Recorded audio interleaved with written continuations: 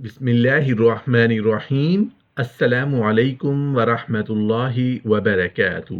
اللہ کے ذکر کی وہ فضیلتیں جو کم ہی لوگ جانتے ہیں۔ اللہ کا ذکر کرنے کی فضیلت۔ حضرت ابو ہریرہ رضی اللہ عنہ سے روایت ہے کہ رسول اللہ صلی اللہ علیہ وآلہ وسلم نے ارشاد فرمایا کہ ایک شخص کی موت کے وقت ملک الموت حاضر ہوئے۔ انہوں نے اعضاء کو پھاڑ کر دیکھا تو کوئی عمل نیک نہیں پایا، اور پھر اس کا دل ٹٹولا تو کوئی نیک عمل نہیں ملا۔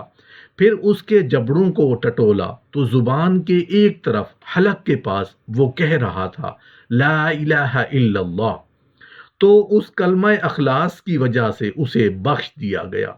ایک دن موسیٰ علیہ السلام کسی راستے سے گزر رہے تھے کہ ان کے دل میں خیال آیا کہ صرف میں ہی اللہ کا ذکر کرتا جا رہا ہوں اور کوئی نہیں جو اللہ کا اس وقت ذکر کر رہا ہو۔ تو اللہ نے تمام جانداروں، درختوں اور پتوں کو حکم دیا کہ ذکر کی آواز بلند کرو۔ تو ہر طرف اللہ کے ذکر کی آواز بلند ہو گئی۔ تو موسیٰ علیہ السلام سجدے میں گر گئے اور کہا اے رب کائنات، کیا زمین کے نیچے بھی تیرا ذکر ہوتا ہے؟ تو اللہ نے کہا اپنا عصا زمین پر مارو۔ تو موسیٰ علیہ السلام نے اپنا عصا زمین پر مارا تو زمین پھٹ گئی، اور پانی نکلا تو اللہ نے اس پر بھی عصا مارو۔ آپ نے پانی پر بھی عصا مارا تو پانی پھٹ گیا اور پتھر نکل آیا۔ تو اللہ نے کہا اس پر عصا مارو، تو آپ نے پتھر پر عصا مارا تو ایک سبز رنگ کا جانور اللہ اللہ اللہ کا ذکر کر رہا تھا۔ آپ نے اس سے پوچھا کہ کب سے ذکر کر رہے ہو؟ تو اس جانور نے کہا میں آج سے 5100 سال پہلے ذکر کر رہا ہوں۔ تو آپ نے پوچھا کیا کھاتے ہو، کیا پیتے ہو؟ تو جانور نے کہا اے اللہ کے نبی، میرا کھانا پینا اس اللہ کے ذکر میں ہے، نہ مجھے بھوک لگتی ہے نہ پیاس، اور اے نبی اللہ اب تم جاؤ، کیونکہ جب سے اللہ نے مجھے بنایا ہے میں نے کسی سے بات نہیں کی، کہیں ایسا نہ ہو کہ اللہ مجھ سے ناراض ہو جائے۔ یہ سن کر موسیٰ علیہ السلام سجدے میں گر گئے اور زمین برابر ہو گئی۔ میرے بندو، تم مجھے یاد کرو، میں تم کو یاد رکھوں گا، اور میرا احسان مانو اور ناشکری نہ کرو، اور یقین کرو کہ اللہ کا ذکر ہر چیز سے بزرگ تر ہے۔ دعا مانگنے سے پہلے یا ذوالجلال والاکرام کہنے کی فضیلت۔ دعا مانگنے سے پہلے یا ذوالجلال والاکرام کہنا قبولیت دعا کا باعث ہے۔ چنانچہ حضرت انس رضی اللہ عنہ سے روایت ہے کہ نبی کریم صلی اللہ علیہ وآلہ وسلم نے فرمایا دعا کرتے ہوئے یا ذوالجلال والاکرام کے الفاظ لازم پکڑو۔ رکوع سے اٹھ کھڑے ہونے کے بعد اللہم ربنا ولک الحمد پڑھنا۔ سیدنا ابو ہریرہ رضی اللہ عنہ سے مروی ہے کہ رسول اللہ صلی اللہ علیہ وآلہ وسلم نے فرمایا جب امام سمع اللہ لمن حمدہ کہے تو تم ربنا ولک الحمد کہو، کیونکہ جس کا یہ کہنا فرشتوں کے کہنے کے ساتھ ہو گیا تو اس کے پچھلے تمام گناہ بخش دیے جائیں گے۔ حسبنا اللہ و نعم الوکیل کہنے کی فضیلت۔ شدید رنج و غم اور مصیبت میں یہ کلمات کہنے سے اللہ تعالی رنج و غم دور کر دیتے ہیں۔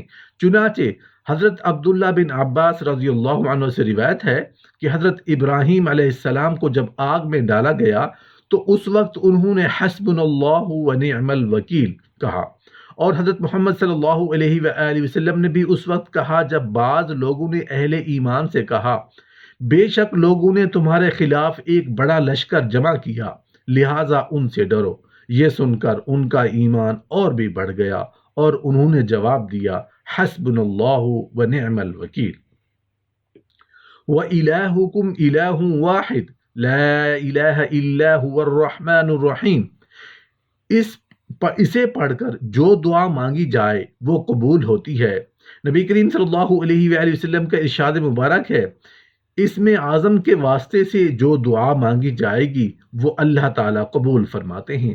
اسی طرح سورہ بقرہ کی دعا ربنا آتنا فی الدنیا حسنہ وفی الآخرۃ حسنۃ وقنا عذاب النار، یہ دعا کثرت سے مانگنے سے دنیا اور آخرت کی بھلائیاں حاصل ہوتی ہیں۔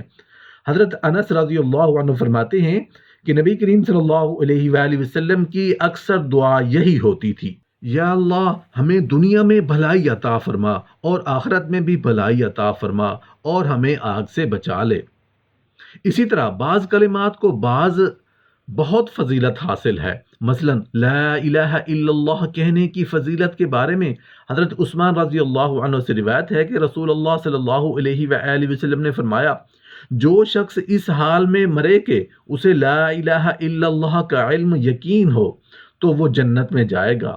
لا الہ الا اللہ کا اقرار قیامت کے روز شفاعت کا باعث ہوگا۔ لا الہ الا اللہ کثرت سے وظیفہ اللہ تعالیٰ سے قربت کا ذریعہ ہے۔ حضرت ابو حریرہ رضی اللہ عنہ سے روایت ہے کہ رسول اللہ صلی اللہ علیہ وآلہ وسلم نے فرمایا، جب بندہ سچے دل سے لا الہ الا اللہ کہتا ہے تو اس کے لیے آسمان کے دروازے کھول دیے جاتے ہیں یہاں تک کہ وہ عرش تک پہنچ جاتا ہے، بشرطے کہ لا الہ الا اللہ کے بعد اس کے تقاضوں کو پورا کرتے ہوئے شرک کی نفی اور توحید کا اقرار کرنے والا اور اس پر اعتقاد رکھنے والا ہو اور کبیرہ گناہوں سے بچتا رہے۔ لا الہ الا اللہ افضل ذکر ہے۔ ایک مرتبہ لا الہ الا اللہ کہنے سے جنت میں ایک درخت لگتا ہے۔ حضرت عبداللہ بن مسعود رضی اللہ عنہ سے روایت ہے کہ رسول اللہ صلی اللہ علیہ وآلہ وسلم نے فرمایا، معراج کی رات حضرت ابراہیم علیہ السلام سے میری ملاقات ہوئی تو انہوں نے کہا، اے محمد صلی اللہ علیہ وآلہ وسلم، میری طرف سے اپنی امت کو سلام پہنچانا اور انہیں بتانا جنت کی زمین بہت زرخیز ہے اور اس کا پانی بڑا ثمر آور ہے، اس کی جگہ خالی ہے اور اس میں درخت لگانا، سبحان اللہ، الحمد للہ، لا الہ الا اللہ اور اللہ اکبر کہنا ہے۔ امت محمدیہ صلی اللہ علیہ وآلہ وسلم کے ہر فرد کو یہ حدیث پڑھنے کے بعد حضرت ابراہیم علیہ السلام کے سلام کے جواب میں وعلیہ السلام کہنا چاہیے۔ سبحان اللہ اور الحمد للہ کہنے کی فضیلت۔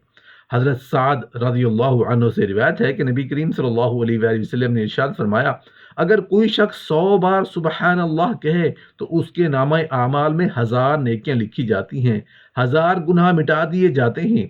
حضرت ابو مالک اشعری رضی اللہ عنہ سے روایت ہے کہ رسول اللہ صلی اللہ علیہ وآلہ وسلم نے فرمایا، طہارت نصف ایمان ہے، ایک مرتبہ الحمدللہ کہنا ترازو کو نیکیوں سے بھر دیتا ہے، سبحان اللہ اور الحمدللہ کہنا زمین و آسمان کے درمیان ساری جگہ کو نیکیوں سے بھر دیتا ہے۔ دنیا اور آخرت میں چہرے کا نور ہے، صدقہ دلیل اور صبر روشنی ہے۔ قرآن مجید میں قیامت کے روز تیرے حق میں یا تیرے خلاف گواہی دے گا۔